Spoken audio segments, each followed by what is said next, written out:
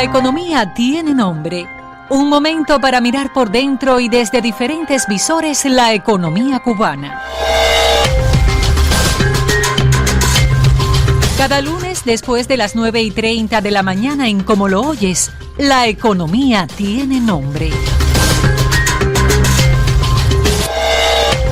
Buenos días, estamos aquí como cada lunes en La Economía Tiene Nombre. Bueno, hoy hemos venido de azul. De azul. Tanto mi invitado, Fran Rafael Quesada Espinosa, y yo de azul. No nos pusimos de acuerdo. Ni en el color, ni en lo que vamos a hablar aquí. Solamente Parece el que tema. las pretensiones al levantar no fueron las mismas. Fueron las mismas. Entonces, como que fueron las mismas, hoy vamos a poner sobre la mesa el tema de los aranceles tan llevados y traídos en la economía mundial y que de pronto también afectan a Cuba. Bueno, es que a nosotros en la economía todo nos afecta, hasta los aranceles, ¿no? Sí, no. Los ¿Sí aranceles realmente impactan todas las economías, ¿no? ¿Qué son los aranceles? Bueno, los aranceles son una suerte de impuestos que establecen los países a la entrada de los diferentes bienes y servicios hacia el interior de las fronteras nacionales. Por ejemplo, un país que fabrique una mercancía con bajos costos, porque, por ejemplo, los salarios son bajos en ese país y tiene unos buenos medios de producción que haya importado de otro lugar o que los haya fabricado, y logra elaborar un producto a un bajo precio. ¿Qué es lo que sucede? Cuando exporta ese producto, esa mercancía hacia otro país, ese otro país puede ser que tenga similares en el mercado.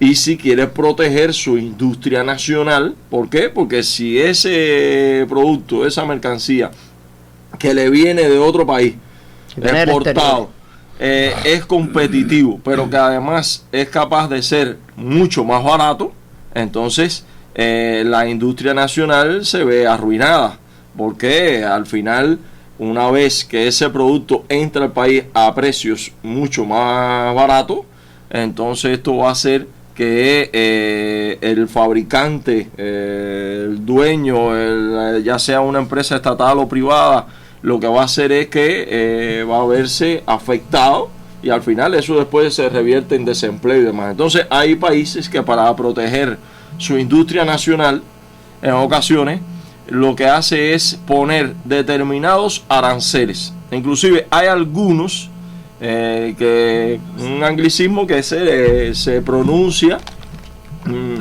dumping, o sea, barreras antidumping, que son una suerte de aranceles, inclusive con determinadas características, siempre con el fin de encarecer la exportación de otro país hacia el tuyo. Y entonces ese arancel, además de costear todo lo que tiene que ver en el puerto, los trámites burocráticos, etcétera, también sirven como una medida, una suerte de barrera a la entrada de productos extranjeros a la economía. ¿Ve? Que es muy bueno el intercambio comercial, es muy bueno en cierta medida, pero siempre teniendo en cuenta de que la industria nacional tenga en cierta medida precios competitivos y de calidad similar, y que esa importación no haga que quiebre completamente esa industria nacional. Ahora, le voy a hacer la pregunta ahora, pero vamos a dejarlo para después de la pausa. Estamos un poquito lejos de la pausa, pero sí se lo voy a decir. Teniendo en cuenta esto que usted explica, o sea, este concepto de los aranceles en una economía como la nuestra, que prácticamente no tiene producción nacional y que depende de las importaciones, básicamente, o sea, alimentos, servicios, todo, Cuba lo tiene que importar. Entonces, todos los aranceles nos hacen daño. Eso lo deja para después de la pausa. Ahora retomamos por qué entonces en los últimos tiempos, a partir de todas las medidas que ha anunciado, sobre todo el presidente norteamericano Donald Trump, sobre el incremento de aranceles para la mayoría de los productos, incluso de países que tienen economías fuertes, ¿por qué entonces hay un rechazo a aceptar esos aranceles? Sí, a ver, ¿qué es lo que sucede?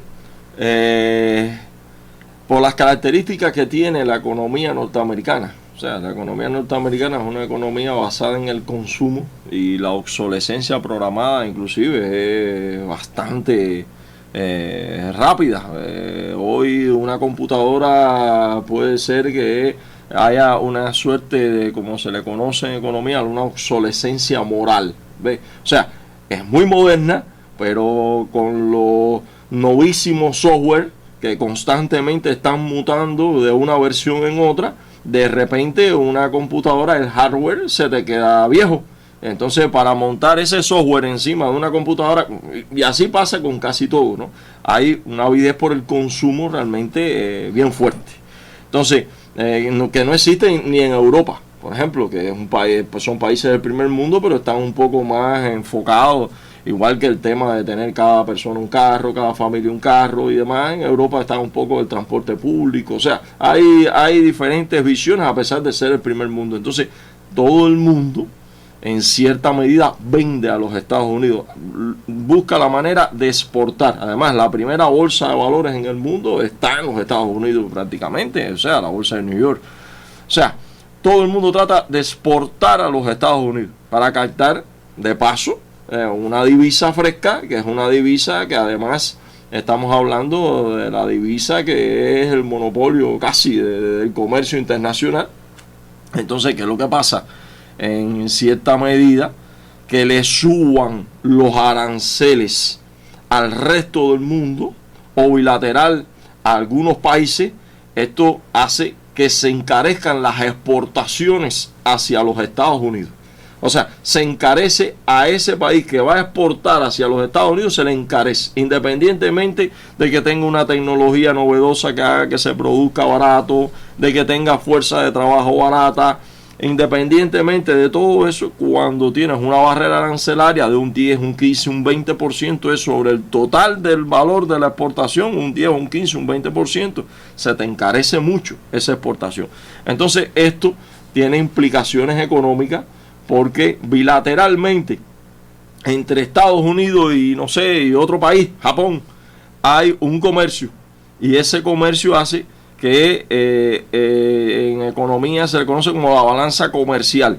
Los dos países se exportan mutuamente uno al otro y entonces hay una balanza comercial que el saldo positivo hace que la balanza se incline hacia un país u otro. Por ejemplo, si Japón logra exportar más hacia los Estados Unidos que Estados Unidos hacia Japón, la balanza comercial que recae en Japón. ¿Cómo equilibrar eso? Bueno, hay disímiles formas. Una de ellas es el arancel.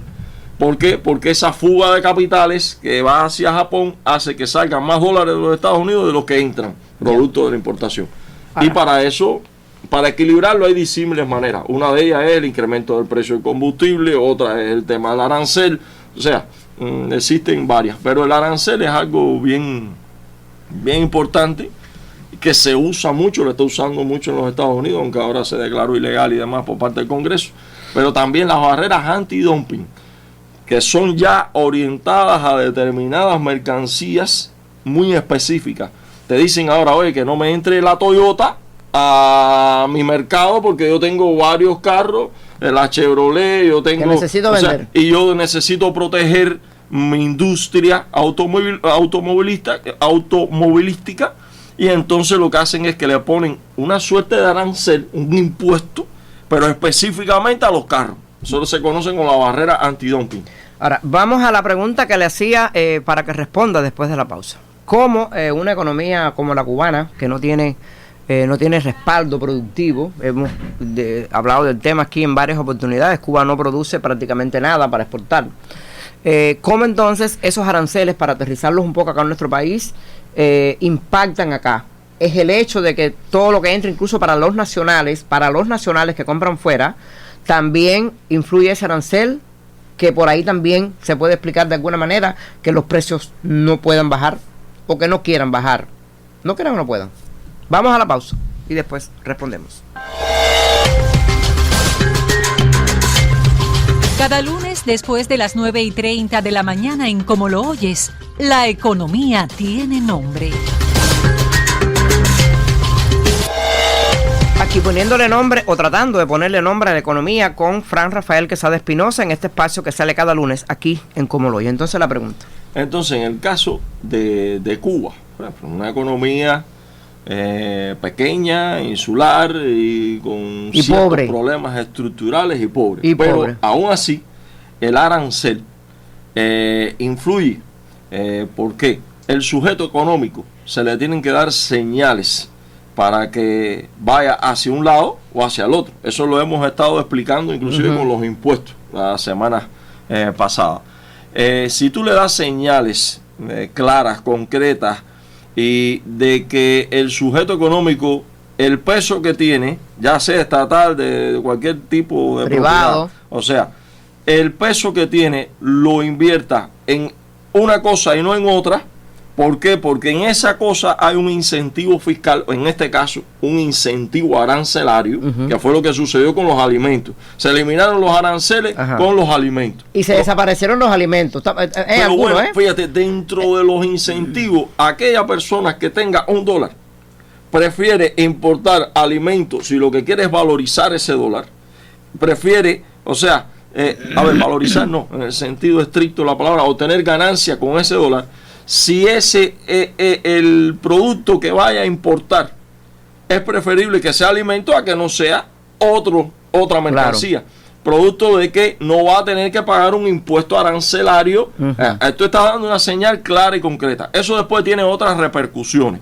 Porque ahora esa misma pregunta se la hace después entonces un campesino, y el campesino que cría cerdo te dice, bueno, sí, está entrando una carne de cerdo, que esa carne de cerdo es muy barata, pero entonces yo como productor me veo arruinado porque no voy a criar más cerdo. Usted me está hablando del cerdo barato, que venden a 1.100, a 1.200 la libra de carne de puerco y eso, ¿es esa? No, me refiero al cerdo que cuando lo importa, por ejemplo, ese es el caso del cerdo, pero no solamente, pongo el ejemplo del cerdo. Vamos a buscar otro ejemplo, porque el cerdo importado está más caro que el de la plaza, sí, y el de las esquinas. Ahora, lo que es carne limpia, el aceite, vamos al aceite. El aceite, por ejemplo, el aceite que tiene un tope de precio por detrás. Por gusto.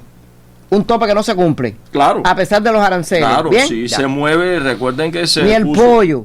Se puso un precio, un momento donde el dólar estaba a 200 y tanto. Ahora mismo el dólar en el mercado informal está a más de 500 pesos. Más de 500 pesos. Entonces es lo mismo que pasa, volvemos a lo del cerdo, ¿entiendes? El cerdo que tú criaste con $1, donde compraste el pienso que se importó a 250 pesos, en 6 meses, que es el momento de la cosecha del cerdo, resulta ser que el dólar se pone entonces a más de 500 pesos y por tanto entonces ese cerdo terminó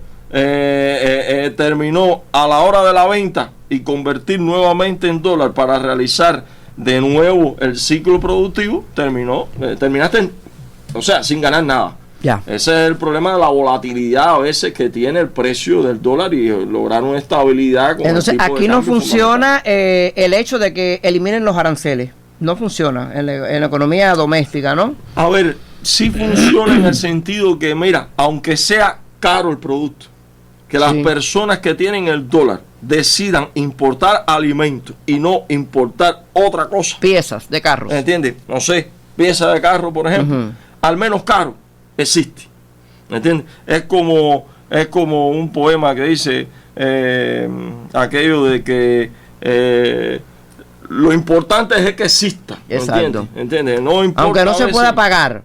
Que lo paguen los millonarios. Después vendrán otras medidas, ¿entiendes? De índole, de diferentes formas, como está la 148 que se va a cumplir, con el tema de los costos, como están 20 medidas más, ¿no? Pero lo importante es que a la hora de que la persona quiera que esa ganancia, multiplicarla, que mira, que al menos vea un incentivo con que no tenga aranceles y que en vez de una pieza lo que importe sea comida o medicamentos. O medicamentos. Que le quitaron los aranceles y se siguen vendiendo más caro dentro. Sí. Entonces los aranceles van por un lado y las medidas internas por otra. ¿Cómo hacer coincidir estas dos categorías y cómo hacerlas, como la palabra que usted usa, que sean incentivos para personas que ahora mismo Cuba está abriéndole el mercado nacional, así demacrado como está, pero está abriéndole su mercado, su economía nacional a inversiones o a inversionistas de todo tipo. Es interesante. Quédese con ese tema para la semana que viene. Inversionistas. Para el próximo lunes. ¿Qué van, qué motivaciones, qué va a ofrecerle Cuba a un inversionista extranjero en un país que ahora mismo no tiene estabilidad energética ni estabilidad en otro sentido? ¿Se va a quedar con la tarea? Sí, cómo no. Entonces, aranceles e inversionistas se han mezclado aquí en el cierre para invitarle a usted la próxima semana a debatir este tema que resulta realmente interesante. ¿Qué le puede ofrecer Cuba a un inversionista para que se sienta atraído a invertir ahora mismo en esta Cuba complejísima?